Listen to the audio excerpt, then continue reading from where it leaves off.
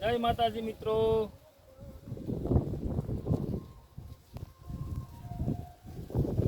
કેવું છે આપણું સોયાબીન?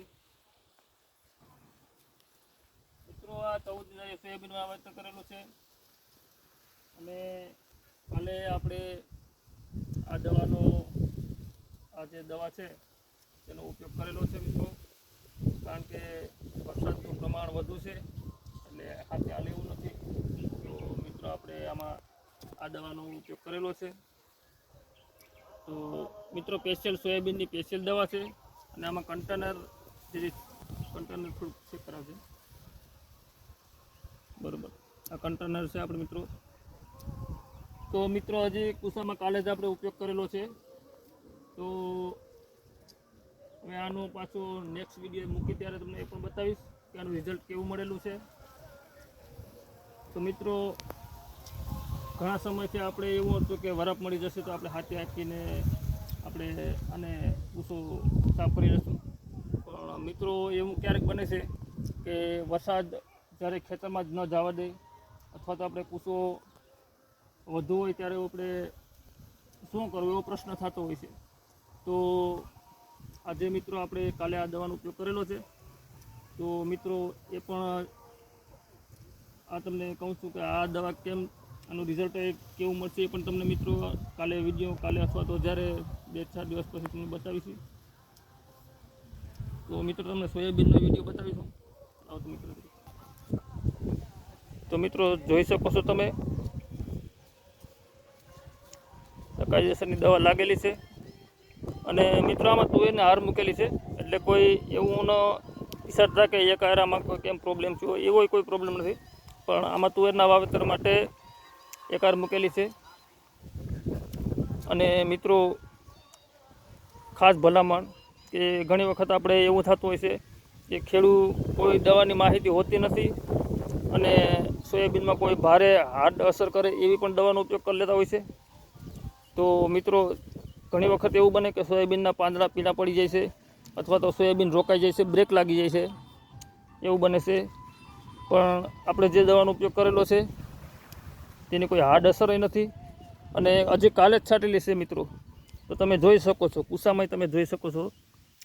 જો મિત્રો કેવો લાગે છે, જો આ કુસો આજે પીળો પડી ગયો છે, લગભગ કુસો પીળો પડી ગયો છે.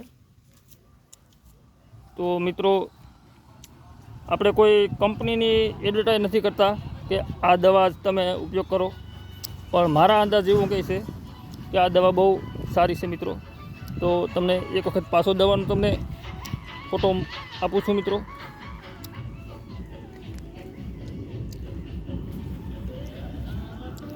ઘણી વખત મિત્રો આપણે એવું થાય છે કે આપણે કંટાળી જઈએ છીએ. સોયાબીનની મિત્રો સ્પેશિયલ દવા છે.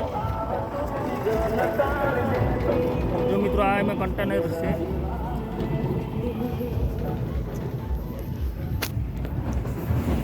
મિત્રો એ પણ જણાવજો મિત્રો સોયાબીન આપણું. અને નેક્સ્ટ વિડીયોમાં તમને ચોક્કસ બતાવી કે આ દવાનું રિઝલ્ટ કેવું છે એ પણ તમને બતાવીશ. જોઈ શકો છો મિત્રો આપણું સોયાબીન.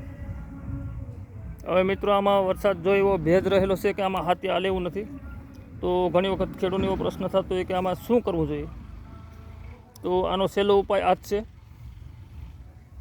કે દવા મારી અને સાફ સૂફું કરવું પડે. તો મિત્રો એ પણ જણાવજો કે કેવું સોયાબીન છે. અને મિત્રો ખાસ કે મારી આ યુટ્યુબ ચેનલને સબસ્ક્રાઈબ અને લાઈક મિત્રો જરૂર કરજો.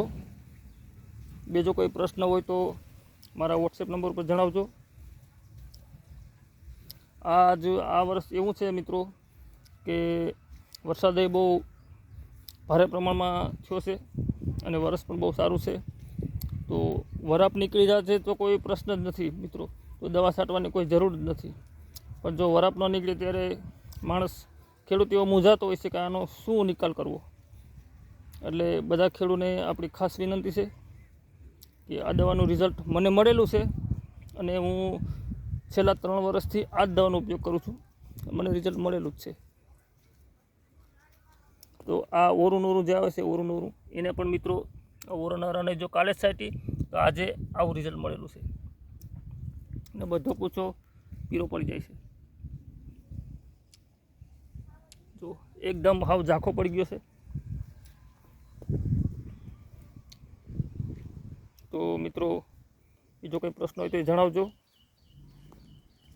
અને મિત્રો મારી ચેનલને લાઈક અને સબસ્ક્રાઈબ જરૂર કરજો.